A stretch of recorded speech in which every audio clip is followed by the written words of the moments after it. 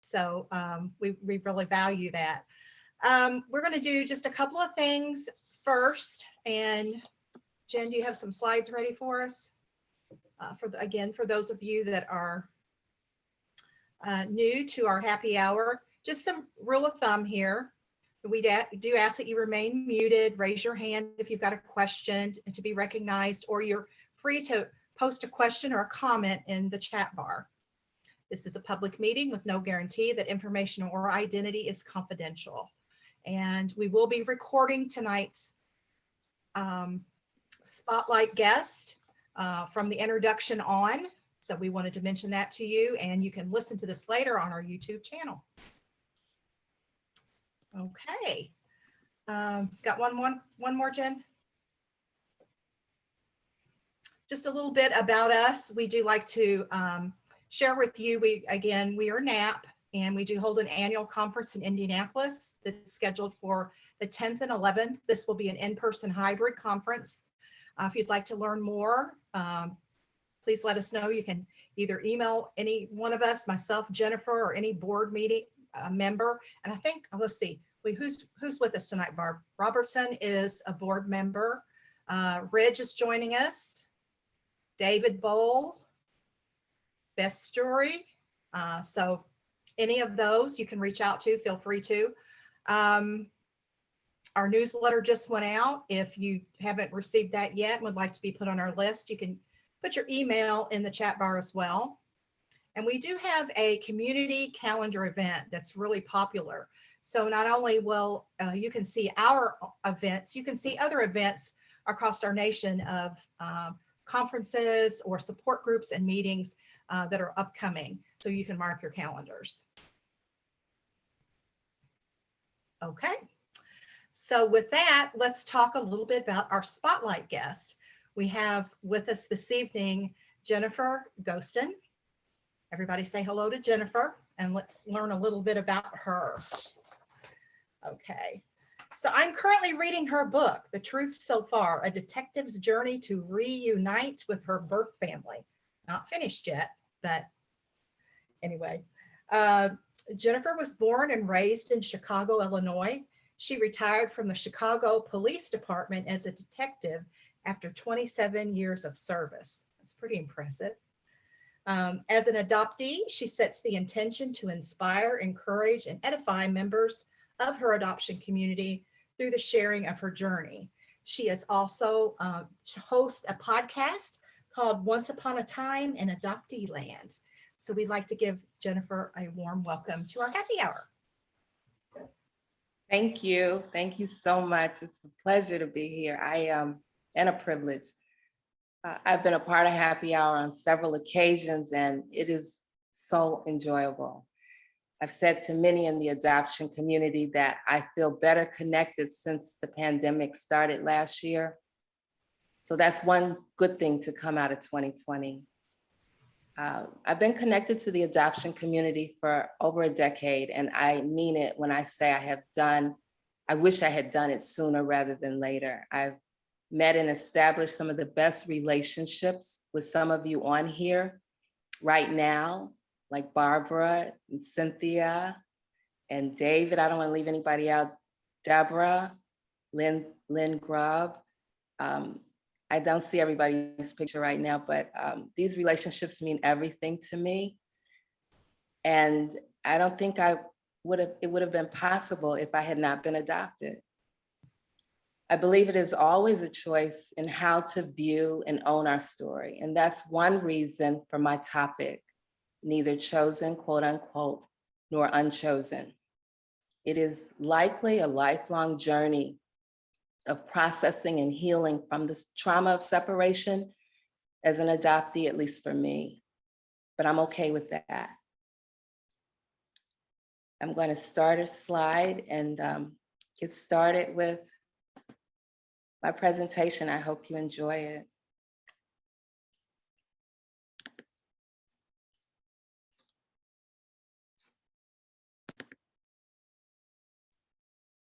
I have reflected on a quote many times by Muhammad Ali, who once said, "The man who views the world at 50 the same as he did at 20 has wasted 30 years of his or her life. I can remember hearing the word chosen as a child by my mother and thinking, oh, okay, so that must mean I was unchosen by my birth family. After I share a portion of my journey, I'll explain how the subject of being unchosen or rejected by my family of origin was a bit more difficult to unpack than being so-called chosen by my adoptive parents. So my journey begins in May of 1964. This is a picture of the Salvation Army Booth Memorial Hospital. And if any of you have ever read Ann Fessler's book, The Girls That Went Away, The Girls Who Went Away, that book was life-changing for me because I got a clear understanding of what likely happened with my birth mom when she was sent away to have me. So this is where I was born. And the building pretty much looks the same today as it did back in the 60s.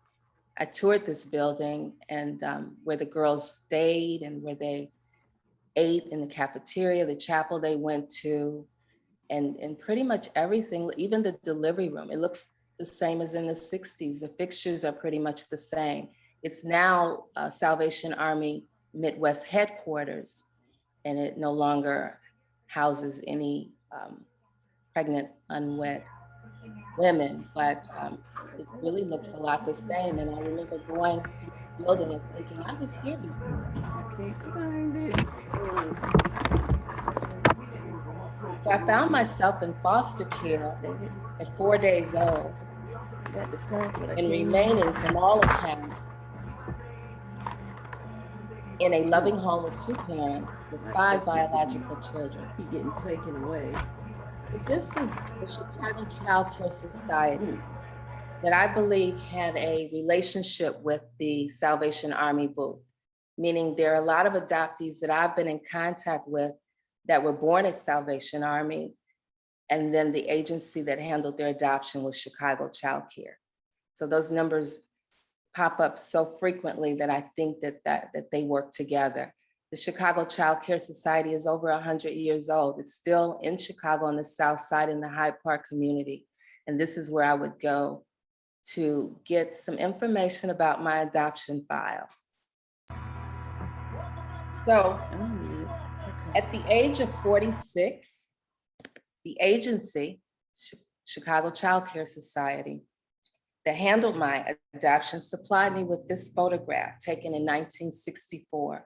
I'm sitting on the lap of my foster mother. Her name was Wilma Smith. And upon seeing this picture for the first time, I was elated to have an earlier and only image of myself at 6 months old. I don't see an infant sad or bewildered, but rather thriving in an uncertain world. She feels good to know that her birth mom must not be too far away, since these new people continue to call her by her given name. In this photograph, I see myself as feeling resigned, yet hopeful. By 1967, an adoption decree was created along with an amended birth certificate and given to my new parents. I've always known I was adopted. And the name Bonnie would transition into a nickname.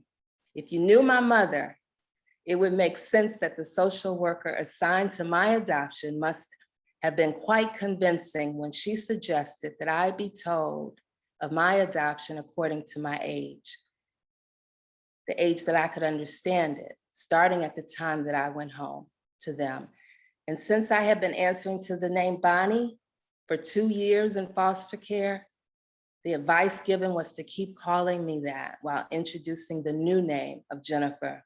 I don't remember a time not knowing that Bonnie was the name that my birth mother gave me. For 4 decades, the earliest pics I had were at 2 years old.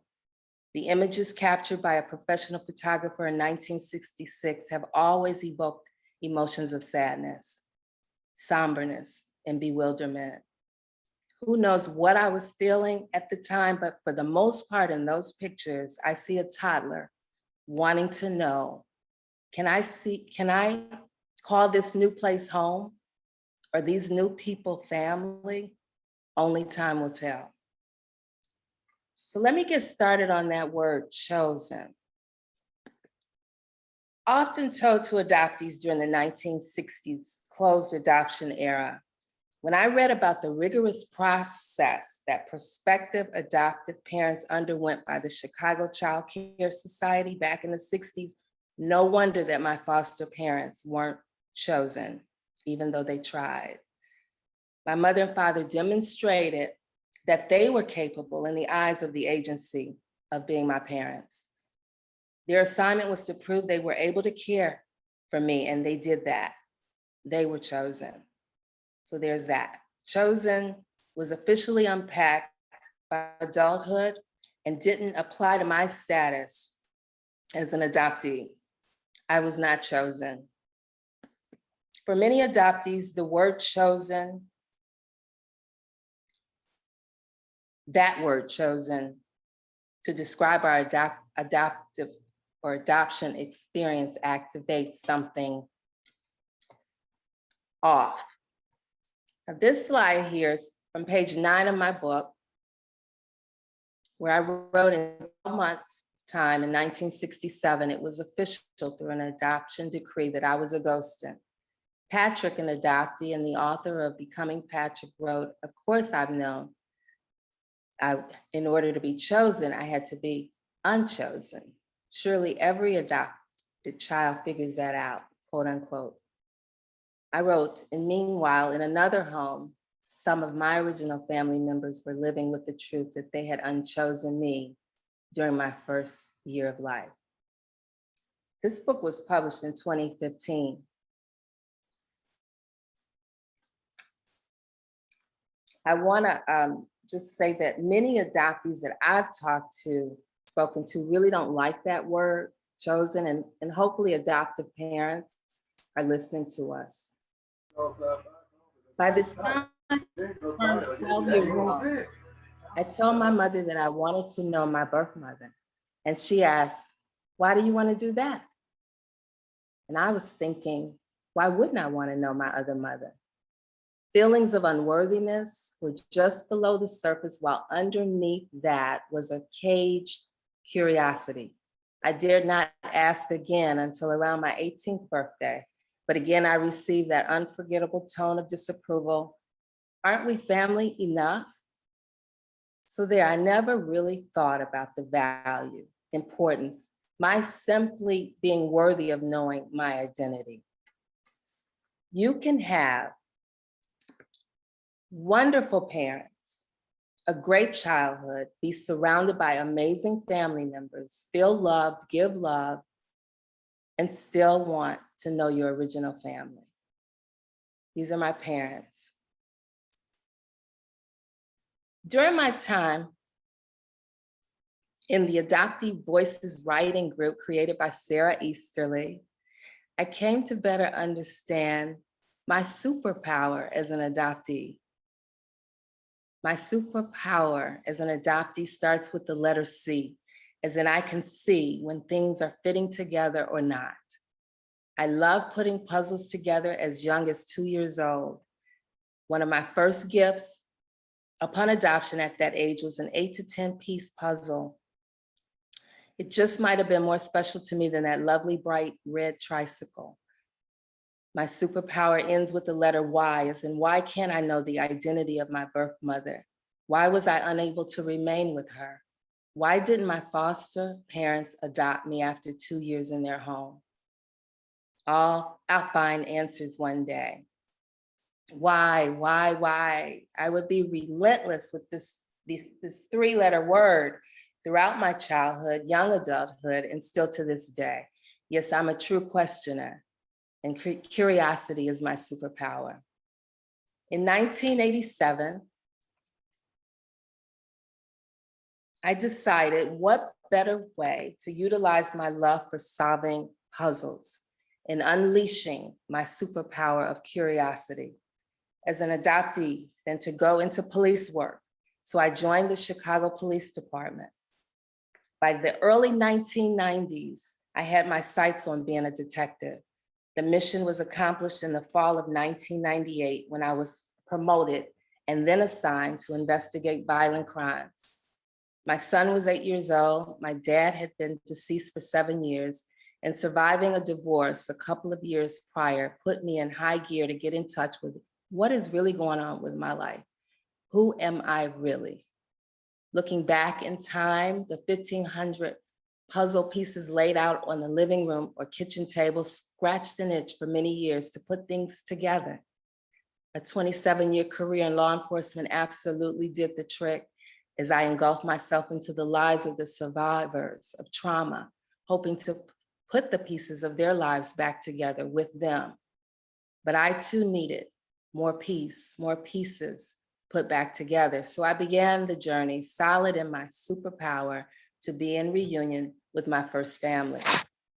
Curiosity didn't give me X-ray vision or extraordinary flight or immortality or able to leap tall buildings in a single bound, but something as powerful: endurance, perseverance, emotional muscles, and most importantly, healing, or a path to healing. When I was too emotionally drained to continue moving forward, at times in my search, it was my curiosity power sourced by a brand new day.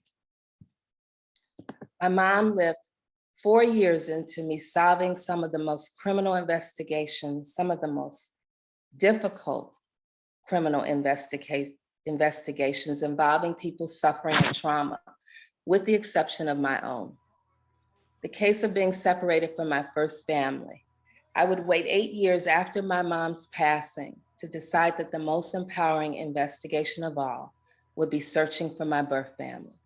At 46 years old, the only biological connection I had was my son. The year was 2010. Illinois changed its adoption law and allowed adoptees to request their OBC. In 2011, I requested it and had it in my hands on January 15, 2012. Dr. Martin Luther King Jr.'s celebrated birthday. So I'm just going to tell you a little bit about what's in these who's in these photographs. So this top left is my son in the blue shirt. He's holding my original birth certificate. He actually held it before I did. And this was a party that I had to celebrate the new law, and the adoption community came out, many adoptees, most from Illinois, but some from everywhere, to support me. Some people had their original birth certificates already or were preparing to request them. And of course, family and friends were there to celebrate. This picture to the far right are my cousins I grew up with, seeing my original birth certificate. And I'm on that far right in complete awe. And of course, this is me seeing my original birth certificate for the first time, the center top picture. Now this left bottom picture, that's me. And I really want, you can't see her too well, but that's Illinois. At the time, she was Illinois State Representative Sarah Feigenholtz. And on the far right is Militia Mitchell. These two would work tirelessly for 14 years to have the Illinois adoption law changed. And that's Nathan, he's an adoptee from Illinois who also requested and got his original birth certificate. A simple piece of paper is a film by Jean Strauss, and many people in the adoption community know Jean. And she did a film of the Illinois adoptees, about a dozen of us receiving our OBC. And this far right picture is really special to me because the woman holding me in the earlier picture when I was 6 months old, my foster mother, this is her next to youngest son, Danny Smith. And he came to the party along with his youngest brother to support me. So I am in reunion with my foster family, which has really been nice. So there, my mother's name, birth mother's name appeared on that paper, Wanda Nell Upshaw. And what a beautiful sight to behold along with my name, Bonnie Lynn Upshaw. I still get emotional when I think of that simple piece of paper that after over 40 years belongs to me. Melissa Mitchell with the White Oak Foundation was my searcher. And in less than 24 hours, more like 7 hours, she had good news and bad news. She had found Wanda's identity, but she had been deceased for 16 years. My birth mother died on her 49th birthday. Melissa suggested that I get Wanda's birth and death certificates to learn of other family members, to continue on with my search. Within about a week, I found an Upshaw related to me, an Aunt Juanita. I was subsequently in a full-blown reunion with my maternal birth family, a younger brother, first cousins, nieces, nephews, great nieces, and nephews. I experienced mirroring from so many directions for the first time. And what a powerful feeling to see others who look like you. Nearly all the adults from that time, nearly half a century ago, who knew about my existence were now deceased. They simply didn't know how to find me. My name had been changed. So on this slide, that's me on the top left at about maybe 19 or 20. This is my brother who is 22 months younger than me, and he's about 14 in that picture. Far right top is the year we met, 2012. Bottom left is 2015 when I published the book. And then this picture was on the front page of the Chicago Tribune back in 2012 when they shared my story. And this is when my brother came to visit me here in Nashville when we wanted to watch the eclipse. So I don't know if that was 18. I think that the eclipse, I think, was 2018. I'm not sure.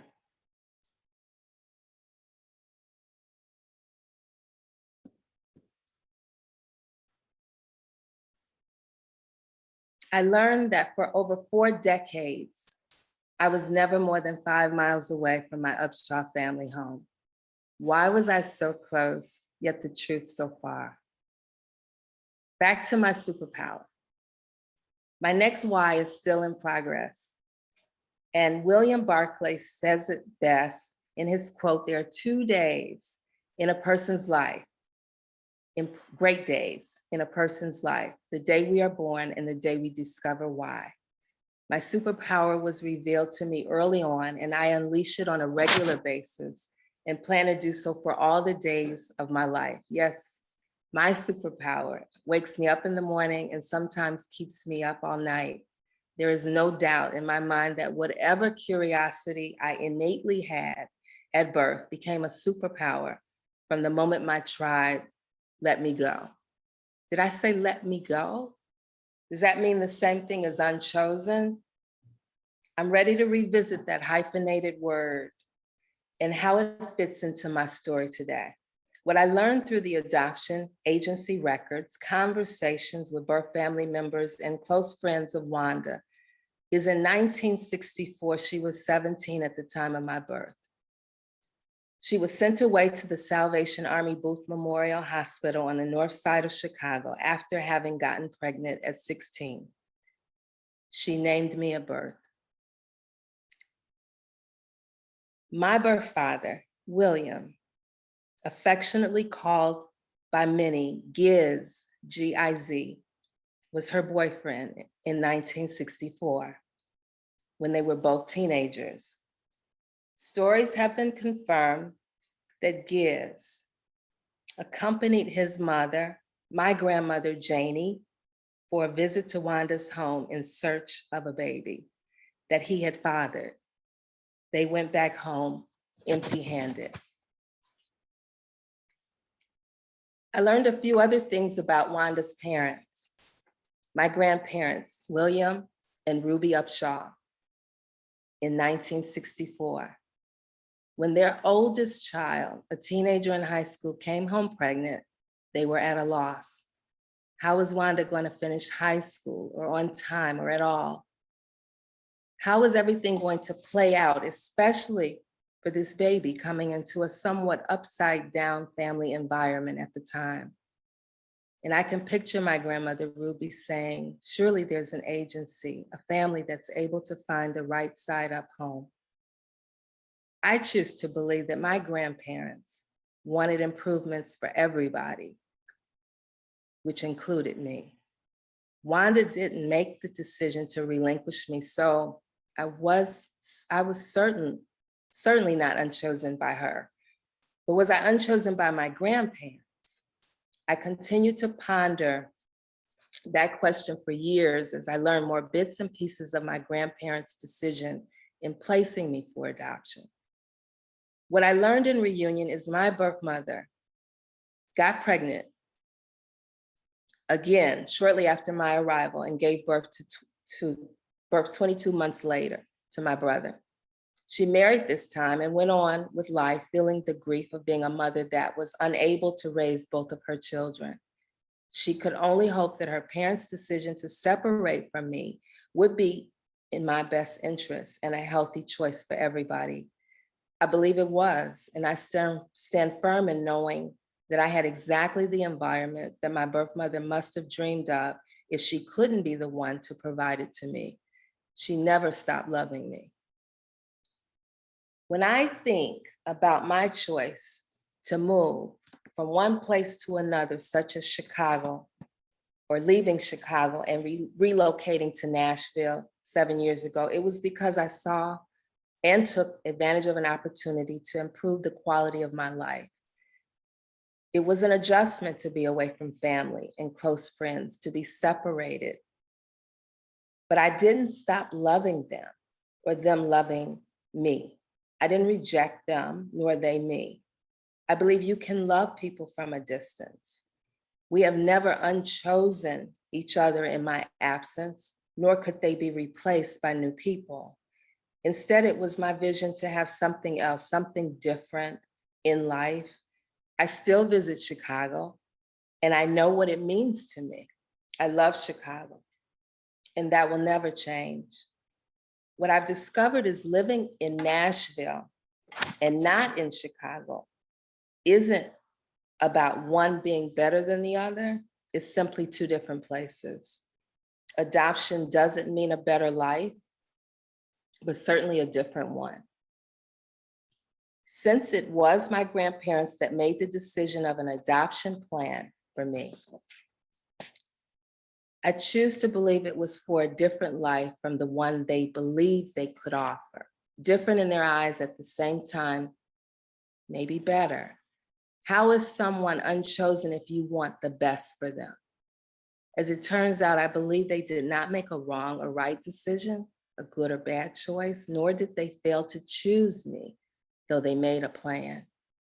Once having the knowledge of my birth mother, Wanda, telling nearly everyone that she has a daughter out there, Bonnie somewhere, she must have said on more than one occasion while wanting to find me before her death, I have no doubt that I wasn't unchosen.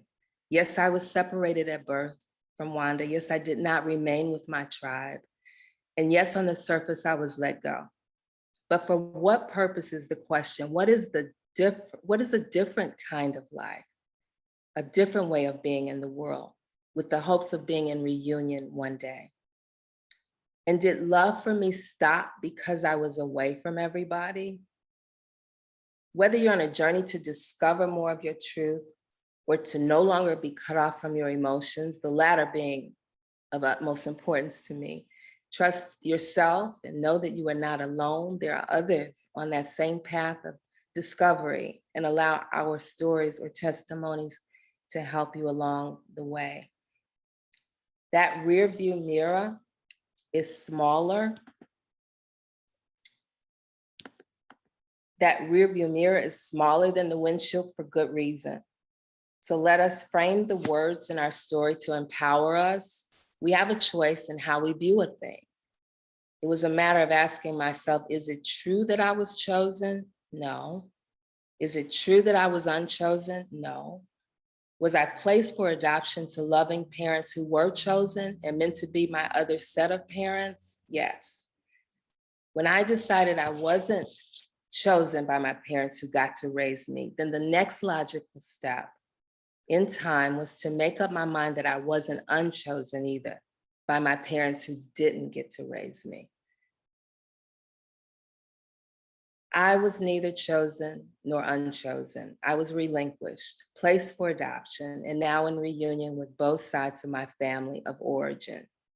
What gives me great satisfaction is knowledge that many years gone by haven't been wasted, because I've been able to learn and grapple and dissect my story in new ways since the publishing of my book. As recent as last year, I've spent time with my inner 12-year-old child to hear from her about who she might have been growing up as Bonnie Lynn Upshaw.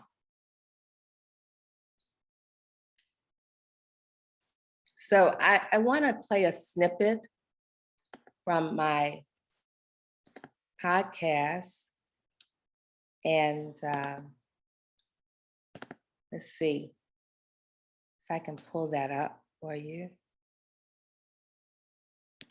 And it's about 3 minutes, and it's an episode. It's actually from the audio drama Meant to Be. It's Act 2 at the very end, and it's a conversation between my 12-year-old inner child and myself, my older self. So the characters are 12-year-old Bonnie and 53-year-old me, and my son, Andre, narrates, and the actors played these roles with scripted scenes. So you're cool with being shut off from your feelings and not knowing the truth? No, not exactly. But One day you'll realize that your feelings matter and that you are worthy. I'm the one who was rejected at birth and let go, but you made it for the both of us. It's been 41 years since Ma was 12, but she's met both sides now, maternal and paternal birth families. Her birth father died in 1990, but meeting aunts and cousins was pretty cool. I think Grandma Ghoston would have been okay with how things turned out, because in the end, it was meant to be with Ma finding both sides of her family, our original family. I've always felt loved, and now I know why. I feel like I finally know you, Bonnie. Your journey was going to be yours, not mine. Not good or bad, right or wrong. Adoption doesn't necessarily mean a better life, but certainly a different one. Coming to terms with the lost you, the rejected you, the relinquished you, the unchosen you, the you who might have been, was my true search. And now through others, through my birth family reunion, I found you. You are me and I am you. Ultimately, we are one and the same because of two different kinds of love. I recognize now that I was never chosen. I was simply loved by another family who were chosen, meant to be my parents. Sounds like that song Someday We'll Be Together was about us. I guess so. Until now, I couldn't imagine how much I needed to rediscover you, the part of me that was forgotten, but not thrown away. I found a way to recognize and love you as an important part of me. This is where our happy ending begins, Bonnie. BONNIE. That's what's up.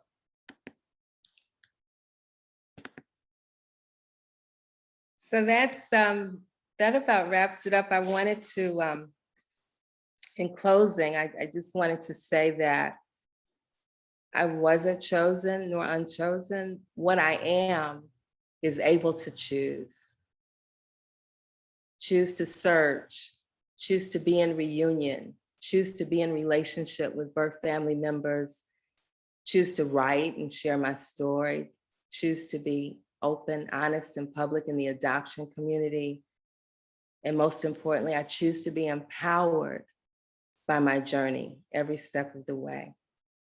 So I just want to thank Sarah Easterly and Cynthia Boone and David DeMarco and Deborah Michelle Jones and Barbara Robertson and Deborah Sparrow and Eileen Abrams and Nancy McCaughey and Marcie Keithley for saying yes to a conversation with me on my podcast. It really meant a lot. And I also want to give a shout out to Sarah again for creating the Adoptee Voices writing group and inviting me along with Rich House and Alice Stevens to be co-facilitators. It has been a wonderful experience to join adoptee writers, share their words. The next cohort starts June 2nd. I'm really excited about the next 8 weeks. So I thank you, Marcie, and I thank you, Jen and Anne, for having me today. I appreciate it. Well, you're quite welcome. And thank you so much for sharing your story with all of us. We appreciate you coming on tonight and sharing your story and learning more about you. I'll kick it off with the first question, if that's okay, and then I'll let others join in. Okay, so we've got a book. We've talked, obviously, we have your book that you've written. What, and your podcast that's just come out recently. Tell us how that started. Why podcast after you wrote your book? So the book leaves off with being in reunion with my maternal side.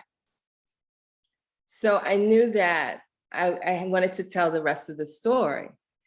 And initially I thought, well, I talked with a friend that read the book, a co-worker of mine who's a writer. And I said, what do you think about us doing a play to tell the rest of the story? And he thought it was a great idea. So we co-wrote it 2 years ago to be a stage play. So when COVID hit, it was like, I think we got to pivot and do something else. And podcasts, I've been listening to podcasts for a number of years now, and I love them. And so I thought, well, once I heard an audio drama on a podcast, I said, then maybe we could do it on a podcast. And so that's kind of how it unfolded, to tell the rest of the story in a different way, because a lot of people don't necessarily read. They prefer podcasts, or they prefer some other medium to hear a story. So I just thought, well, this will be a way to reach another group of people. Great idea. Great idea. Thank you. Okay. Let's go ahead and open it up to questions. Who would like to ask Jennifer a question about her story?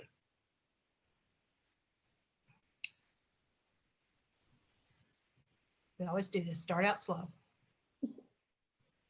Can I interject in here? The last paragraph of what you said was so powerful that I would love to see that like printed somewhere. Like, I mean, that right there was that, I mean, we have to sit with that. Like, I mean, that is a really powerful thing for adoptees who have not ever really been the power maker in this whole thing. And for you to say that like free to be free to choose, yes, that sums it up so beautifully.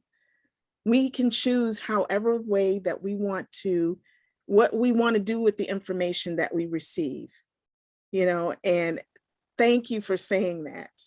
Thank you, Barbara.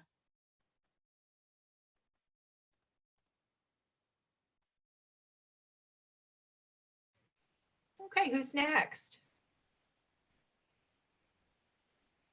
Got a lot of nice comments in here, Jennifer. Thank you so much for the comments.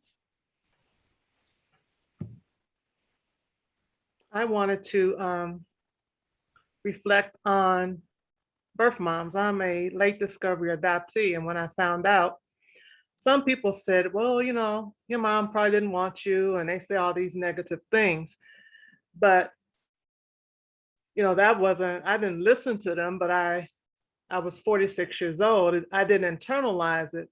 But society at large often puts that label on birth moms, which I think is a terrible thing to do, because I think there are reasons, as Jennifer shared in her story, that a lot of people don't understand. And what you have done, Jennifer, is not just put a light on your journey as an adoptee, but some validation for birth moms who are given a label that they should not be given.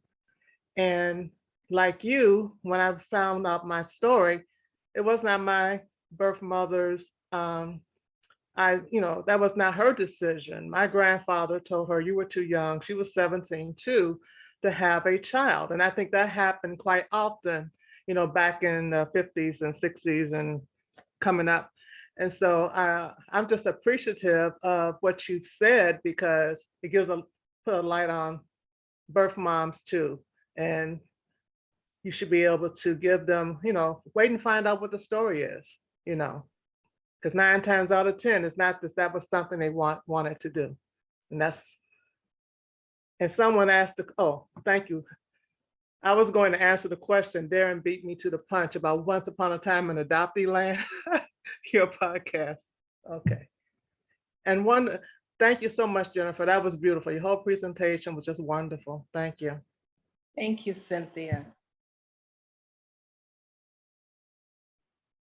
I'm glad that the story is also coming out with, from the birth mother's perspective. Like, as we're telling our stories, for those of us who are in reunion, I feel like we're able to finally get the authentic voices of the birth parents. And for me, I have to say personally, hearing like that, I made an adoption plan where my birth mother rejected the label of giving me up. It wasn't giving me up is implying that, you don't care, you just do something just for the sake of it. But when she said she made a plan, that's where I first started understanding what that aspect of love, and that you care so much about the child and how they're going to be, raised in their life, that you're actually trying to plan out a better life for them, and that's always it seems that is always what the intention is from the birth mother, is that they wanted to have a better life for the child. That's why they went through all of that. Yeah, So, I agree, Barbara. That word plan, like, we know that's a good word, plan. yes. You have a plan, yeah.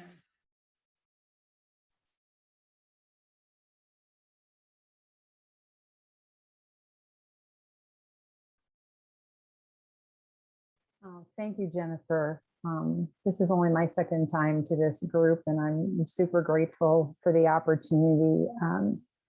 I relinquished a daughter in 1971 at the Booth Memorial Hospital in Wauwatosa, Wisconsin.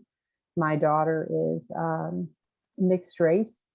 And in 1970, 71, that was not a very popular choice that I made, to be dating outside of my race. And, my parents, I was 17 as well. And I was in reunion with my daughter for 25 years and her family. And she was raised I wanted to bring this up because there's lots of women of color here. And she was raised in a Caucasian family and in a relatively primarily Caucasian city.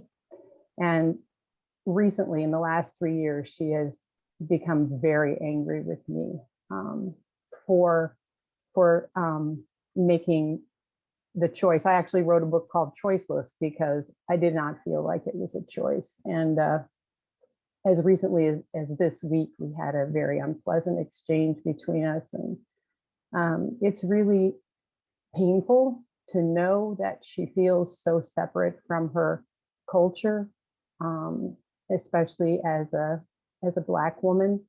And it's very, I mean, like there's no redoing the past, right? Like I don't get a do-over on this. And although I would love that, but I just want to say that, you know, your perspective about chosen and unchosen, it's very refreshing for me to hear today. It gives me hope that maybe that message will seep into her consciousness and perhaps we can heal our relationship. So thank you so much, all of you who are here. Thank you.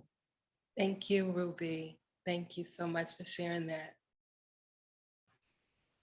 Yes, thank you, Ruby, and we appreciate you coming back this evening. Oh, let's see here. Tina Brown has commented, Jennifer, that she met you in San Francisco when Anne Heffron did her Ride or Die class. Tina, you want to chat about that for a second? I didn't see her picture yet. Oh, sorry, I don't like to show my face. Um, so just spontaneously, I did this Ride or Die 3 years ago, and we went for lunch after, and you were seated at the table. There's about 8 of us, and we all kind of introduced ourselves, and my husband and I kind of talked to the people on either side of us, which were Haley Radke and her husband. But the cool thing yeah, I was, remember, yeah. so I think I tried to like email you after just to say, because when I got home, I had all these books in my queue on my Kindle and in, you know, the real actual books, because at that time I just was binge reading everything I could get my hands on. And when I went back home after that, I looked at my Kindle, and that next book was your little face, your book. And I thought, oh, that was her at the table. I never knew, right? Because I hadn't read the book and I hadn't made the connection. I just kind of had introduced myself. And so I read your book at that time. So it's been about 2.5, 3 years ago. So that was 2018, right? I think so. I remember you emailed me. I did. Yeah. So, but so much of your story resonates with me. So, I mean, I would love to talk to you further, but I just want to thank you for continuing, because now I've discovered your podcast and the writing group. And I just feel like the ongoing conversation of everybody's story is so powerful. So I just thank you, because you're giving me courage to just keep my part of my bargain, which should be to speak up and be seen. So thank you. Thank you, Tina.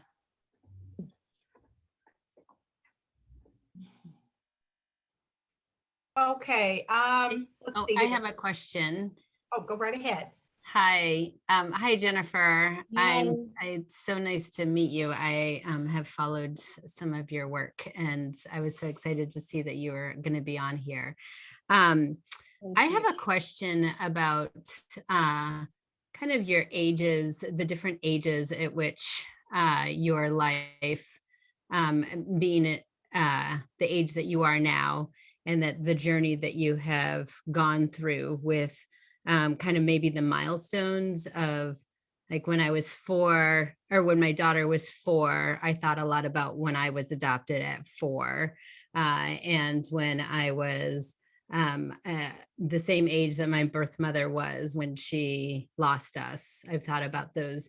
Is there a milestone age that you think about deeply in your life that's related to your adoption? That's a beautiful question. I know what sticks out, like right this minute, is giving birth. You know, like I was 26, and I shared this with a couple of adoptees.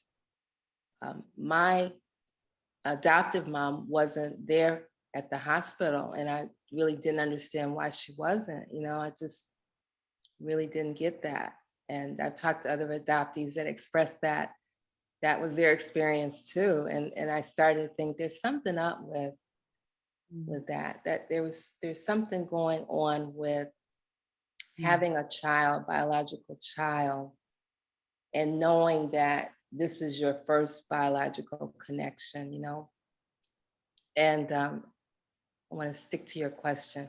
Another milestone, I think, is 12 years old, right around that time. I think because you're really coming into understanding things, or maybe I was understanding that there was a disconnect. And because I've always known I was adopted, like this disconnect has something to do with this not being my biological family, you know. So that's why I wanted to search. I wanted to know who my birth family was, but I was shut down.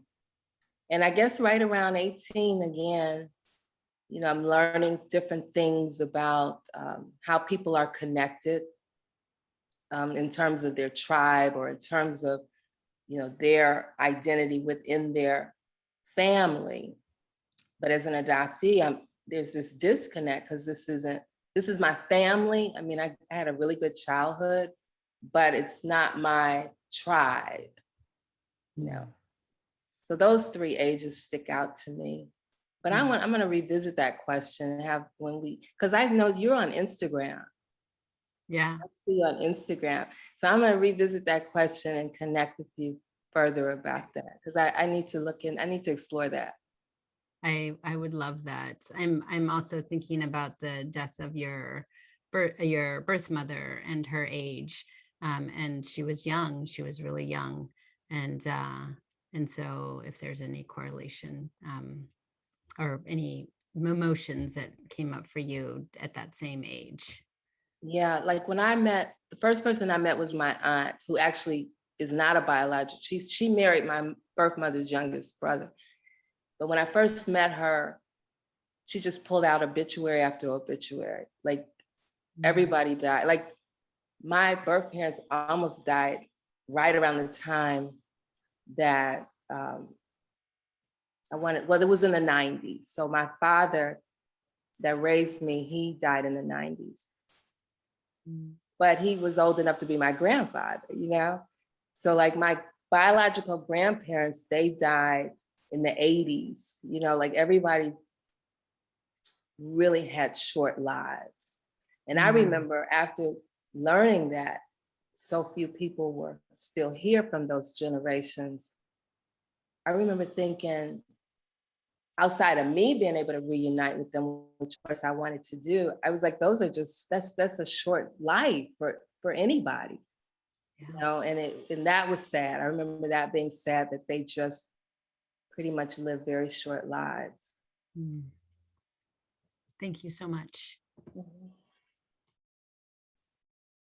Okay, let's see.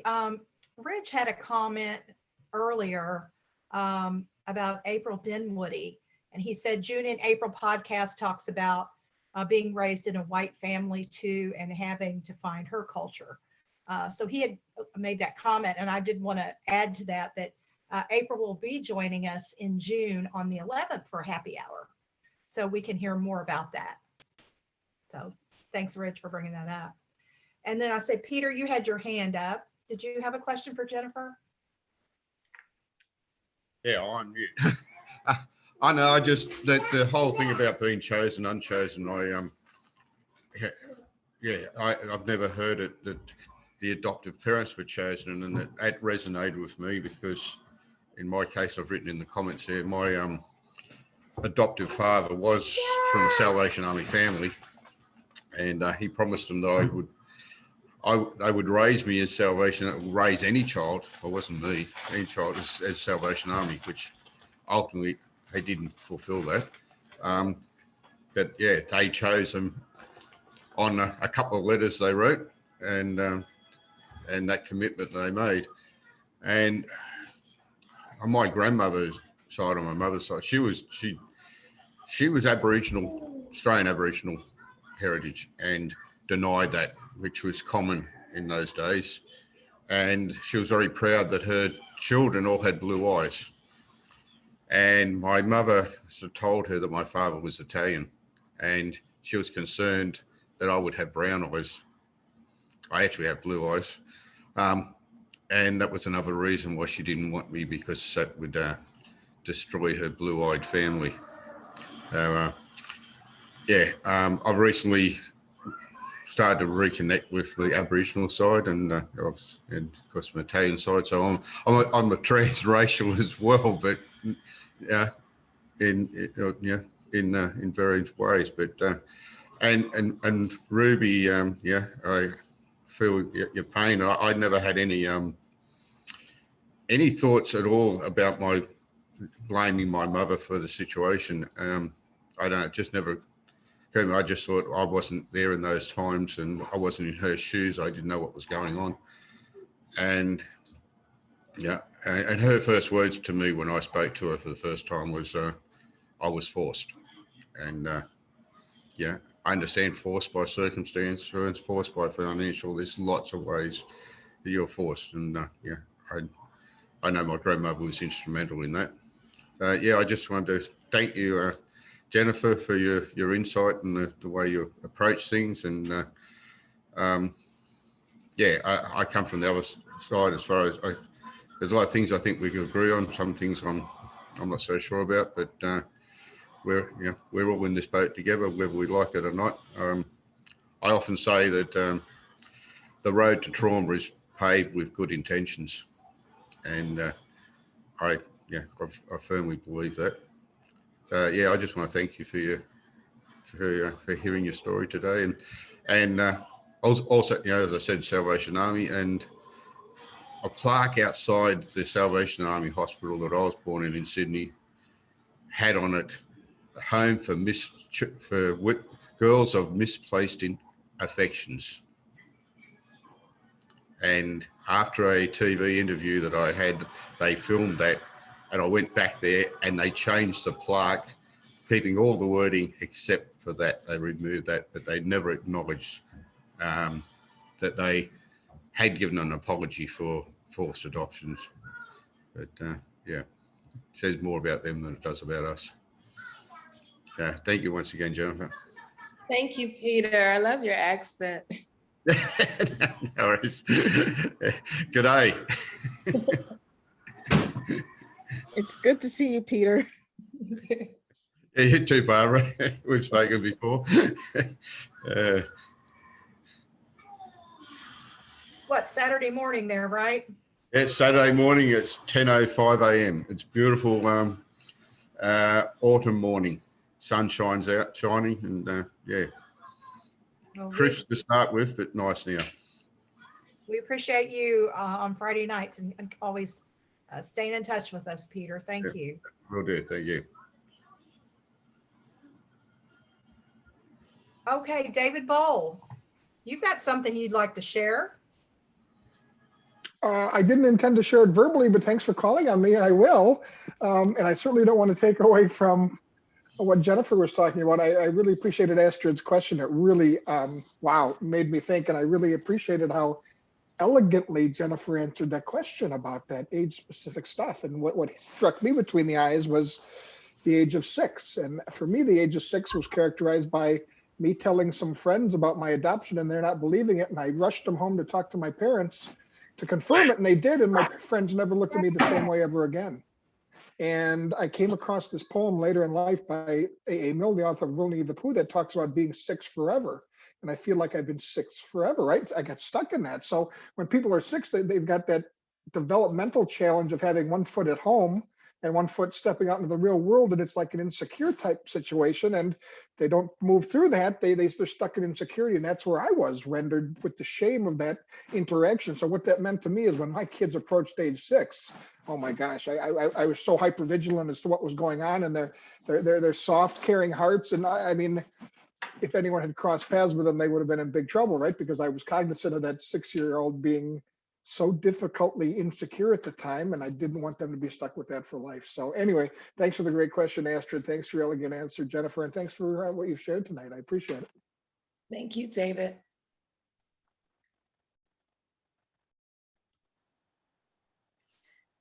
I also wanted to add,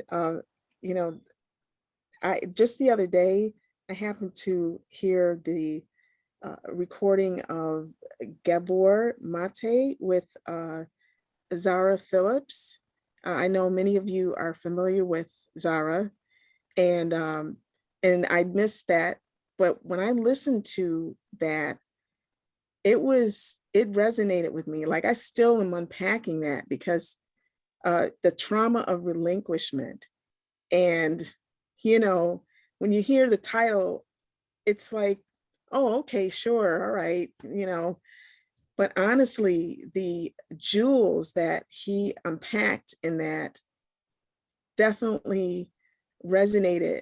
And I feel like it goes with here when you said about that choosing, and because we have to deal with what were we like as pre-verbal infants that could not articulate how we were feeling and what was going on. And then you mentioned it's like where when we were in this new family, it was like, wait, something's not quite right. I don't know exactly what it is, but something, you know, you are not familiar to me. You're not familiar to me. I don't. And that really struck me because it's like, oh my gosh, that's exactly what it was like. We, our baby selves, were trying to make sense out of things that was happening to us at the time. And trauma being that we were responding, you know, we were trying to respond to an extraordinary experience, like an abnormal experience. So whatever that looked like for any of us. So I just thank you that, you know, you brought out the points as you were telling your story too. And you were talking about, you know, yourself as a baby and you were foster, you know, because I think we still have to unpack all of that, like as adults now, that, wow. Yeah. Yeah, I agree, Barbara. You know, the unpacking is lifelong, I do believe. I do. I have another question if we're allowed to. Okay, good. Your son was involved in the podcast that you had mentioned. And His character. So that's an actor reading his character. oh, it wasn't him reading. No, that's all Okay. actors, yeah, with scripted events. Okay. Well, so maybe this isn't relevant, but I actually take that back. Of course it is. How can it not be? So my question has to do with your son and in kind of the residual adoptee stuff that we, as much as we try not to put on to our kids as adopted people, it's almost impossible because so many of us are figuring out some of our own adoption stuff as we're raising our kids, right? And so I'm wondering if you can talk maybe a little bit about that in as much as you're comfortable sharing, of course, but if raising your son and how involved he is in the adoption world with you writing your book and doing this work. Yeah, I just had an opportunity to talk to him the other day about how does he feel now with me continuing to be open and honest. And he really kind of surprised me. He said, you know, it was about you in the beginning, but now it's really bigger than you. And that he really appreciates the fact that I'm willing to be open in public because it's bigger than me. That's how he put it. But I'm just going to share that he and my mother that raised me were extremely close. They were very, very close. So I remember when I went to him and asked him, how did he feel about me searching? So this is like 2009, 2010. And he was like, kind of really reluctant. Like he was kind of like my mother that raised me. He just really, he was protective. You don't know what you'll find. I don't know if that's such a good idea. You know, I don't know. And when he realized how important it was to me, he said, you know what, it's important to you. It's important to you. So it's important to me. I think that because he's quick to say, oh, I forgot you were adopted. Like throughout his childhood, if it would come up, because I look a lot like my first cousins. So I really blend in, you know, same race adoption. I really blend in with my family. And so he would say, I forgot that you were adopted. Oh, that's right. Yeah, you are adopted. Like, and he doesn't really think like, let's keep it moving. That's kind of, you know, he's a millennial. He'll be 31 this next month. And so he isn't really, I mean, he gets it. He did get it that we were probably crossing paths because we never lived that far away from my birth family. But it still doesn't mean the same. And this is what he said to me the other day. He says, I don't know. I'm just not adopted. I don't know. Like, how am I gonna know what that really feels like? And he's right. Yeah, he's right. He's very honest about that. And I get it. Like, it just doesn't really register. And even if I say, my birth mom is your biological grandmother, it's like, but I don't know her. I never met her. I don't even know, you know, like, you know, so he's not even looking at it. And he has so much mirroring. He has all, you know, he has a lot of that. He has a lot of the things we as adoptees don't have. So he's not feeling like he's missing out. I got the same thing going, Jennifer. I mean, that's so true. Like even with my sons, I had gotten some pictures the other day, and I was wanting him to be excited, you know, as I was like, hey, look, I got pictures, you know, isn't this great? And it's like, you know, it was almost like crickets. It's like, and I felt kind of bad about it, but then I had to remember, no, he doesn't have the same experience. And he doesn't really get how much when my two sons were growing up, how much I really wanted to give them a family, but I couldn't, you know, so those darn kids. No, I'm just kidding. Yeah, and I think my son, he was so tight with my mother that raised me that he's still protecting her, you know, she's gone. He's still thinking, protecting her, yeah. You know, I agree with you because, you know, as a late discovery, when I found out at 46, my children were college age. And I think basically they were very protective of me because, you know, I found out in not a very nice way. And so they were protective of me and concerned about me. And, you know, my adoptive mother had died and they were very close to her. And I think they were also struggling with feelings about, well, you know, that's my grandmother, you know, but now, you know, they're in their 40s. And, you know, after my daughter listened to the podcast that I did with Jennifer, you know, she responded in a very different way. You know, she was much more involved in it. And it was very touching. Her words were very touching because at first it was like, okay, you know, you're searching. Okay.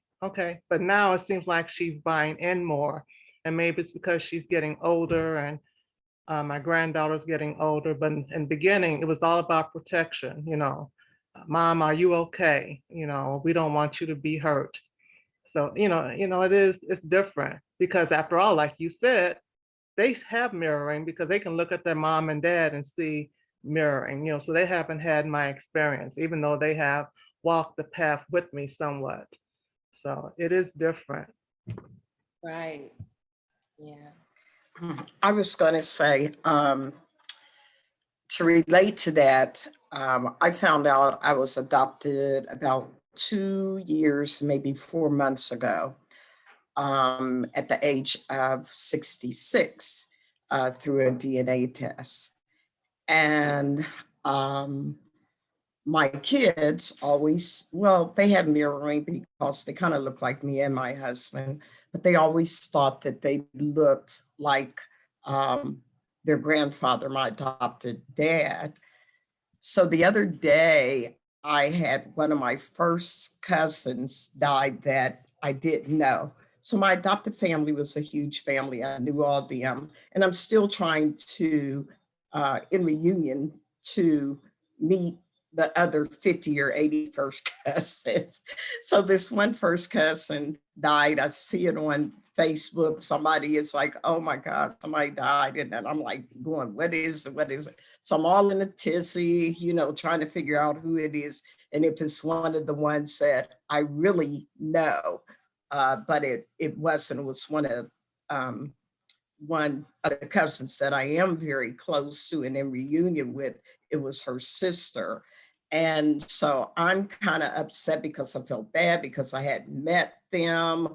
And everybody's saying all these wonderful things about her. And I mean, I was really feeling bad.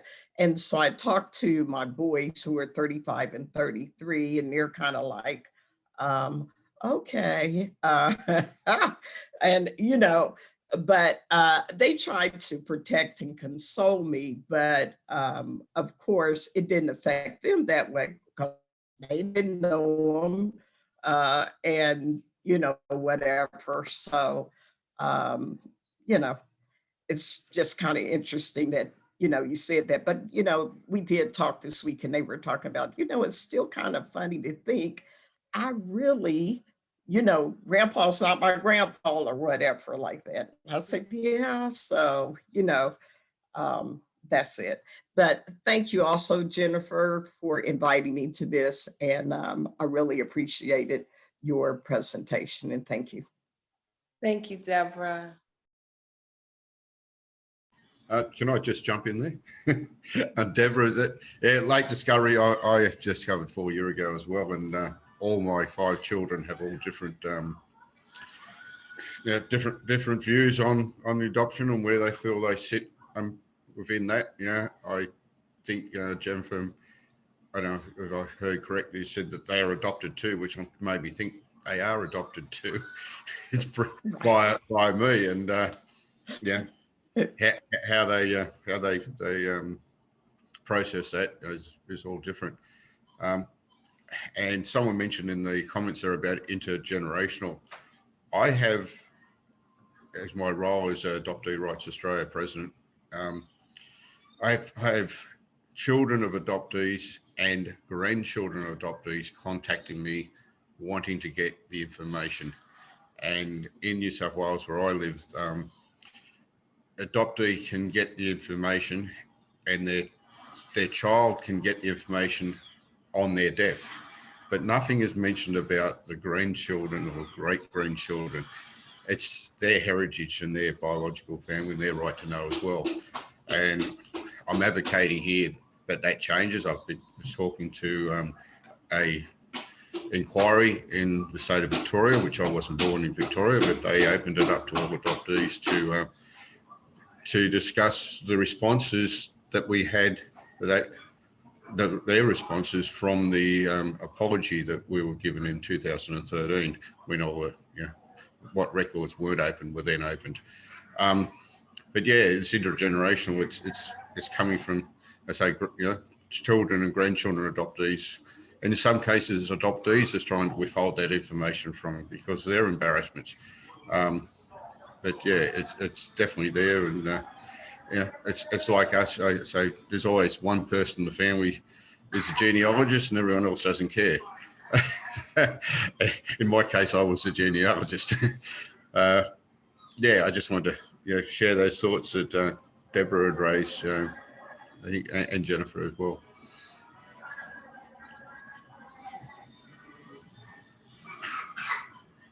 Thank you, Peter. Okay, as we're winding down a little bit, do we have any additional questions for Jennifer? I know there's quite a few comments in the chat room. Does anyone want to take themselves off of mute? I had, can I speak, Marcie? This is Susan. Hey, Susan. Yes, go right ahead. How are you? This is the first time this thought occurred to me in all my years of like searching and finding, but I can't help but wonder after hearing these latent adoptees, like finding out later in life. I always knew I was adopted, so I can't help but wonder, like, if I didn't find out till later, how would that have affected my identity? Because I feel like I struggled definitely with my identity growing up. So would I have been more, I don't know, more confident, more, it's just a thought that occurred to me. But anyway, thank you so much, Jennifer. I just loved hearing your story and the way you speak and just, the words, I can't wait to get your book. So thank you. you. Thank you, Susan. And regarding the LDA, we could do a whole happy hour just on that topic, because we have Cynthia, I believe you shared, and I know Ridge is an LDA, and Peter. So that could be a topic for one whole Friday night. Would you not agree? Yes. Marcie, may I answer her question? Yes, go right ahead, please. As I said, I was 46 when I found out. I had very good adoptive parents. My dad died when I was 6, so I didn't have him in my life very long. So I was brought up as an only child. I didn't have any siblings. Most of my friends had siblings, and I felt loved, I felt cherished, but I felt different. And I couldn't pinpoint it, but I just felt, oh, it's just because I'm an only child, everyone else has siblings. But now, once I found out I was adopted and started researching and getting more information, I realized I had separation anxiety growing up. Now I know why. There were other things that were going on with me. So if you're a late discovery adoptee, you still have the trauma, you still have the effects. It's just that you don't realize why you have the effects. And so finding out was a relief to me, because it helped me to understand a lot of things that I did not know. When I talk to Jennifer or talk to Deborah and we talk about what we're going through, it's very similar. What is different is that finding out at 46, and I know other adoptees feel this as well, but for LDAs, often it's a real deep sense of betrayal and issues with trust, because someone has kept a secret from you. For me, it was almost 50 years. So, you have that additional burden on you, but a lot of the characteristics are the same. We just don't know why we felt the way we did when we were children. At least that was my experience. I want to say probably I had really good adoptive parents and I really loved them. The trust issue that Cynthia talked about, that probably was the hardest thing, because for me, I really just thought, how could these people have taught me not to lie and to be honest? And they lied to me my whole life. And then once I found out the birth parents and the adoptive parents were deceased, so I couldn't really go and talk to anybody and really express feelings, and I still am. But one thing I do realize, when I was younger, I stayed sick on the stomach all the time. I was upset. And I just kind of thought it was like a freak of nature or something, like, because they had to always take Pepto-Bismol wherever we went or whatever we did. And they talked about me crying, that I cried so much when I was a baby. And, oh, you cried. So, I'm thinking something's wrong with me. So now it's beginning to make sense. So, because it's fairly new, I'm still dealing with a lot of things and processing like everybody else. And so like Cynthia, I think the trust and betrayal was hard for me. And, like I said, they were good parents and everything, but it's just hard to understand why they didn't tell you.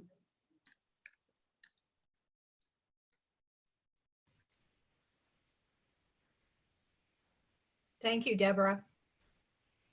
Okay, if we're winding down a little bit, would anyone like to, Jennifer, would you like to make a last comment, last wrap-up comment? Oh, I think I've said enough.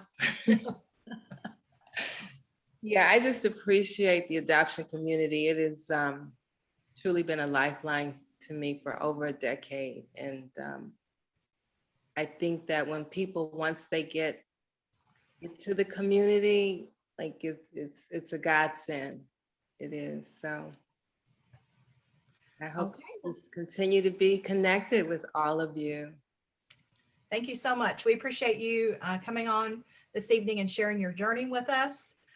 Everybody, if you are interested in getting a copy of her book, again, it's called The Truth So Far, A Detective's Journey to Reunite with Her Birth Family. It's on Amazon. And we did pull out a winner for an autographed copy this evening, and it goes to Chris G. Chris, you're still with us, correct? Chris, you there? Chris. I see her. Where is she? Yeah, we need to get her her contact information to you. So how does that work now? You'll get it to me? Yeah, Chris, can you hear us?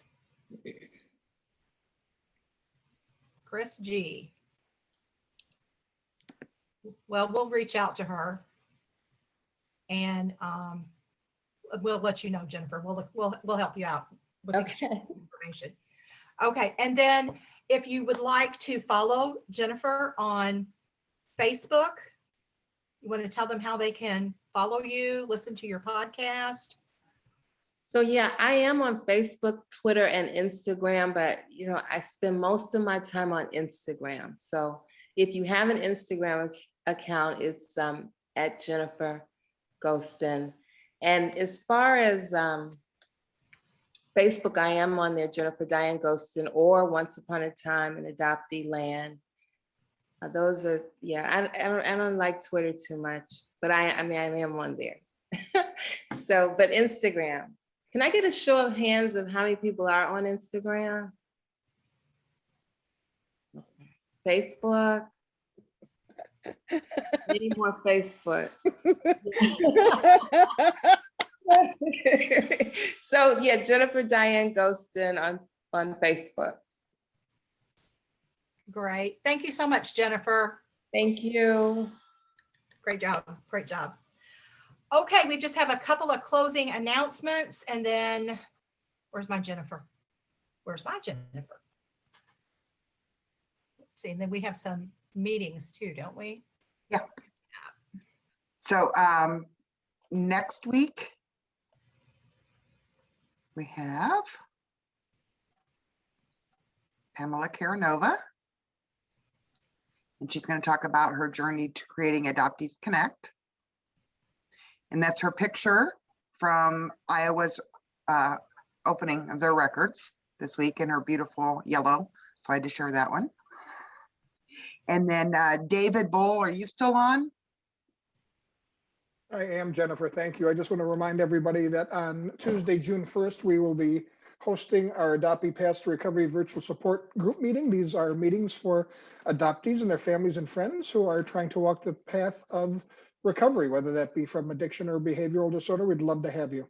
Thanks, Jennifer. Yep. Thank you. And then Anne wanted to give a quick message. So, hello, everyone. My name is Ann Criswell. I'm new to your world. I'm not new in the fact that I am a birth mother, but I am new to the community and learning more and more about the community every single day. I am currently a volunteer with NAAP. I am a professional fundraiser. And what I am doing is helping NAAP build a sustainable fundraising program so that we can continue to do the things that they do so well, like this after hours program. We're going to make a test, and that's kind of the thing you do in fundraising when you want to determine if something's going to work or not. At the conference coming up in the fall, we are going to put in place a silent auction that will start opening night and run through the end of the conference. If you're interested, we're obviously seeking donations for the silent auction. If you're interested in contributing to the silent auction, reach out to Jennifer or Marcie and let them know. We're going to, because this is going to be a hybrid conference, we're going to also be hopefully making the silent auction available online to anyone who attends virtually. So we've got some, details to work through, but it's a great way to test to see how the silent auction might actually go over with those folks who are in our community. Jennifer or Marcie, do you have anything else you want to add to that? The only other thing that I would add is if you are interested in being a volunteer for NAAP and whatever gift or talent that you have, please feel free to reach out to any of us or any board member. So we're still looking for volunteers. If you'd like to serve on a committee or share one of your talents, just let us know. And that's all for me for this week, guys. Thank you so much, everybody, for joining us. I love all the new faces. Come back. Everybody have a great week, and we will see you next Friday with Pamela Caranova. Happy Friday.